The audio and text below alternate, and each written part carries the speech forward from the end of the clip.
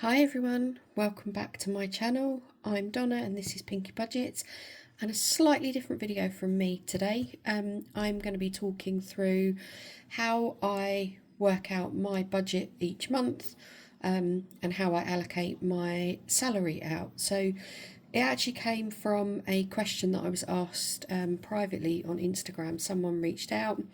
I'm assuming they might be on similar single parent budget. And yes, I thought I'd just do a quick how do I do it, and it might help somebody else. So I am predominantly a digital cash stuffer. So that means that most of my money stays in my bank account. I have a little bit of cash each week, but and I choose to stuff monthly, not on a weekly basis.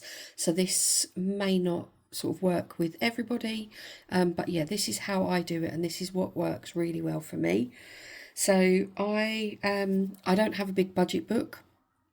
I'm quite funny about handwriting things down.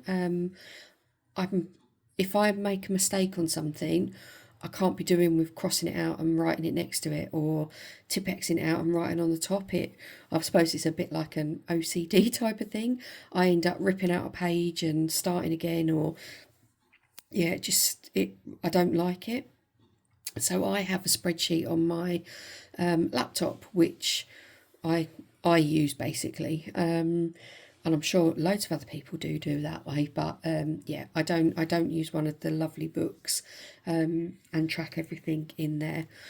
So what I basically do, and I've got this handwritten on here, so hopefully it's going to make sense.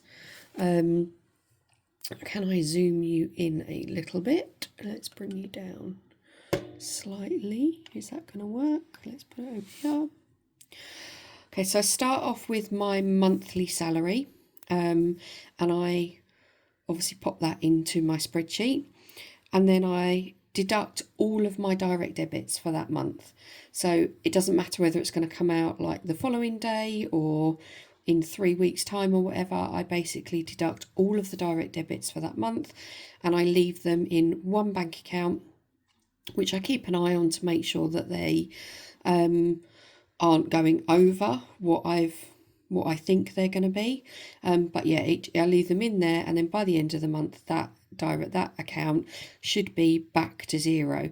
And I do leave a little bit over, like carryover, in there just in case one might be an extra pound or something. There's a little bit of a buffer in there, but that isn't part of this salary. That will have been in there, kind of sat in there for a little while. I just don't remove it out. So once all my direct debits have been accounted for, I then look at my savings pots. So at the moment, the only one I'm putting money into is my son's savings pot. So he gets a set amount each month, which goes into his account for when he's a little bit older. Not a huge amount, it's like £20 or something. But that's been building up since he was born, basically. So that will be helpfully towards his first car or driving lessons, that sort of thing. So then once I've done that, I then look at my monthly spending. So this is things like petrol, travel, school food, groceries, that type of thing. And I use my monthly variable binder for this. So this one doesn't come out very often on my channel, but this one is, I don't have trackers in terms of crossing things off or that, but I have a buffer. I have my travel, so my travel to and from work. I have my school, like son's school food, his top up, petrol, and groceries. So they are all set amounts that I kind of allow for each month. So I take those out after direct debits and that.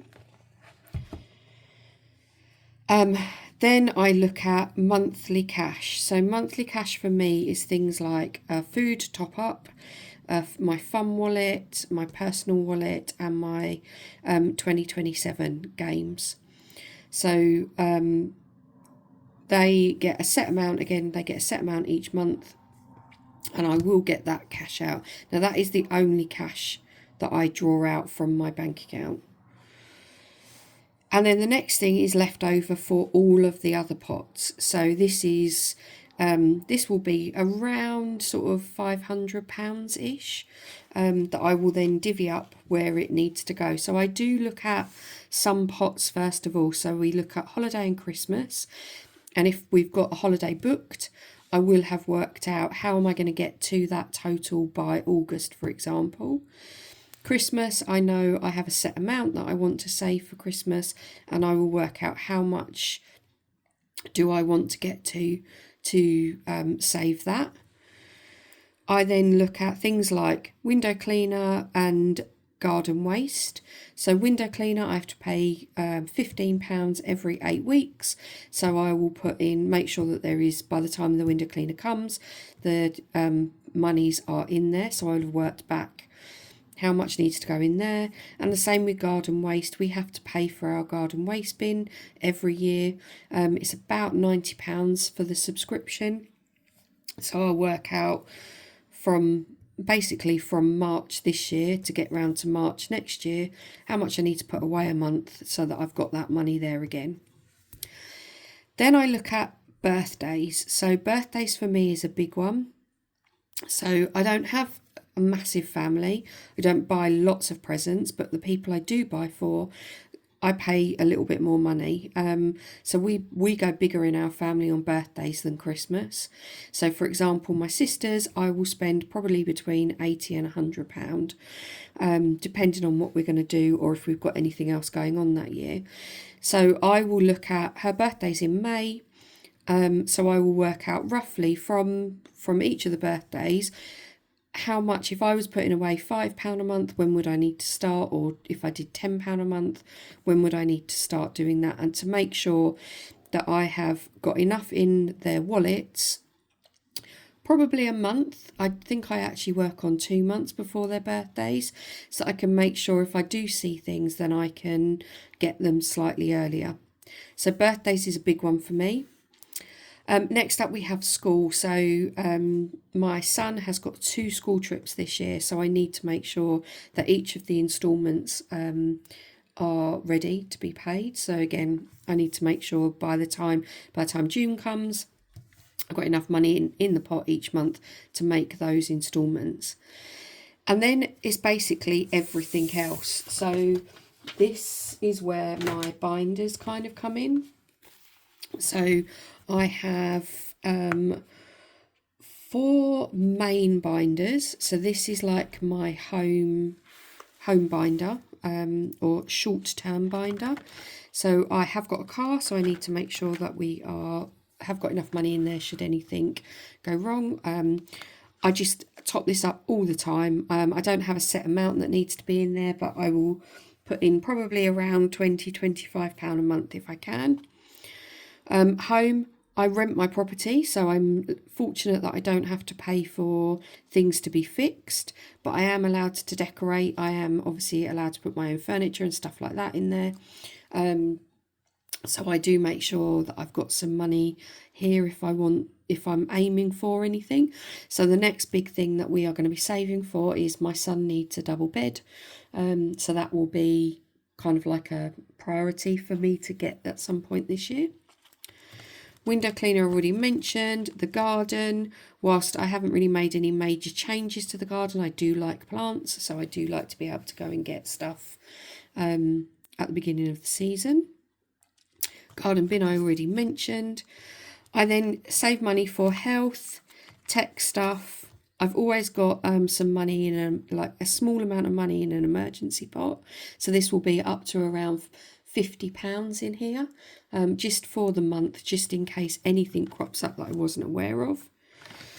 And then right at the back I've got my 2 personal ones. Now I don't go and get my nails done, I don't get my hair done very often at all. I tend to get a voucher for my birthday from my mum to get my hair done because I'm really bad at doing it. So I don't save money for any of those types of things. I do save money for Happy Mail because I love all of the designers and the creators in this community, and I do save money for vitamins. because I have got to that age where I need to make sure I'm covered. So that's the short-term binder. I've then got my son's binder. So in this one, I have his birthday. I've got his gaming subscription, clubs, which for him is like DJ lessons, guitar lessons, and football. Obviously, school I've mentioned, and then I've got all of the holidays for the school holidays, and they will be set amount. And again, I will have worked out, so for April's holiday, I want to have £200 in that pot, and I would have worked out to get to that £200 by April. If I was putting in £5 or £10 a month, when would I need to start doing that? And so for example, with the like April holidays, I've already saved all of that, but looking at it, I would start that in sort of October this year, ready for next year. So that's his one. I then have our fun binder, which is like the family binder. So we have a little bit of buffer if we want to do something in the month. I've got clothes, which I just build up and use. We've got social, which is like if we're going to go out for a meal or anything. Antisocial is just that we've got some money for a takeaway each month. We've used ours. Tickets, I'm just constantly putting in here in case there's any tickets we want to buy. Camping, in case we decide last minute that we want to go camping. Adventures is like for bigger adventures. So if we wanted to go away for a weekend, wanted to book an Airbnb, I've got some money in there to do that. And then right at the back, we've got the holiday. So this year we have got a holiday. We've got a holiday in August. We are going, hopefully, we are going to Egypt. We'll have to wait and see if that happens. But I basically write down how much our package deal is. I have already paid a deposit on this one. So my outstanding balance is 2,382. I've already saved 585 towards that. And I know that has to be paid in May. Now I'm lucky, I have received a bonus from work which gets paid in March, so the majority of that will get paid off from that bonus. But yeah, I wouldn't have done it had I not have known that I was going to be getting that. So birthdays is the next binder. So as I said, don't have lots that I save for, but I do kind of work out. So for example, my sister, as I said, I work out roughly how much I need to be putting away a month, and then I just mark off the tracker from sort of probably, I think with hers I tend to start around July, so that there's enough money in there by February. And yeah, and then I just do that for all of the sort of main annual events throughout the year. And then right at the back we have the others, and this will be for any surprise birthdays or like ones I have to contribute towards at work. Like if you get invited to a last minute boy's birthday through school or something like that, that's what that one is for. So once I have worked out all of the pots, I then tend to have a little bit of money left over, and that goes into our 100 envelope challenge. So that's this one. There's normally about £30 that goes in here. We are saving for, I want to take my son to a Grand Prix for his 16th birthday. So he's not even 13 yet, so I've got another 3 years to save that one up. So I put about £30 away in there, and then I have my long-term binder, which didn't get out, which is silly. My long-term binder, which is for really sort of distant spending. So we want to go to Lapland next December. So once we've paid off this holiday, the money that was going from the holiday allowance will be going into here to build up this pot. I've got about £500 in there at the moment. Deposit. So I have, as I said, I rent my property. I'm lucky I rent from a friend or family friend. So I don't envisage that we will be asked to move anytime soon. But just in case, I have been here for 8-9 years now. I have a small deposit because obviously it was a family one, so I have a small deposit in my one of those sort of rental safe deposit. I don't know what they're called. There's a small amount in there, but I know that if I had to do any other renting, I'd have to pay a lot more. So I would like to up the amount that I've got in savings for that one. So I think we've got about 255. I think we've got about 500 saved in this one already. Big 50. It's my 50th in about 4 years' time. So I'm currently thinking about what I'd like to do for that. So I've added this one in here. I would like to start saving some money for that. We'll start building that one up. And then Old Lady Fund. This is just really to make an emergency fund for when I'm a little bit older. So once these two, at the moment, these are my two priorities, is Lapland and building up the deposit. I did have a priority of ours was our emergency fund. So that one was getting all the money originally. We now have £1,000 saved in our emergency fund. So whilst this one will still get small top-ups, because I hit the mark that I wanted to, I'm now going to concentrate. It's a bit like the snowball effect, I guess. That's what I'm going to do there. And then his driving lessons and things, as I said, they are in his in a savings pot. So I am slowly building those up. And then to make this a little bit more fun, I do put it into challenges, and then when the challenges are complete, it gets put back into here. So you don't need to do that. Obviously, you could just say, I've got £30, I'm going to put that straight into the Lapland one. Because I've been doing this a little while and I have so many challenges that I have bought from through Happy Mail and stuff, I just do it this way because I just think it's a little bit more fun and makes it a bit more interesting for me. So the only thing that I do in writing is in this really cheap budget planner, and I literally do this once a month. So I'm going to show you this one. This is like my March's. So this, when I get paid from, I think it's next Friday, this is what I would have used to have worked out where some of my monies need to go. So all of these days are days that I am in the office. So I need to make sure that I have got about £15 a week saved for my train travel. And then what I also would do on top of this is work out if there's any money that needs to go in social, for example. Do I need to top up the social fund because we've got a dinner planned for family, or meeting up with a friend for dinner or something? Obviously, we've got Easter in here. I also am away for a week or for a few days, so I need to make sure that the boys got some spending money, that I've got enough for us to have, like, get some food and stuff. So I will just look at this and think, right, where do I need to put my money? Which pots do I need to put it into? So that's how I work out my budget.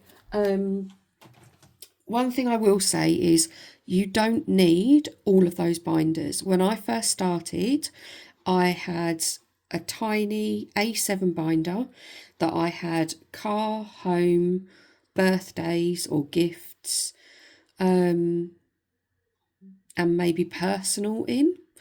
So I had like 4 or 5 envelopes, and I would just literally allocate the money into those. And then what I did over time, I built it up to be the setup that I've got today. So I've been doing this since January 2024. So it's taken me 2 years to build up the setup that I've got. As I said, you really don't need that full setup. Particularly if you're just starting out, it can be really overwhelming watching other channels. But again, these are people that have been set up for like a year or so now. You really don't need to go and buy loads and loads of bits and pieces. My first setup, if you were to look back at my first video, I literally had a cash stand that was made out of Lego. I had like some wallets that I had stuck or written on the envelopes for the names and things that I wanted to do. I know she's not filming at the moment.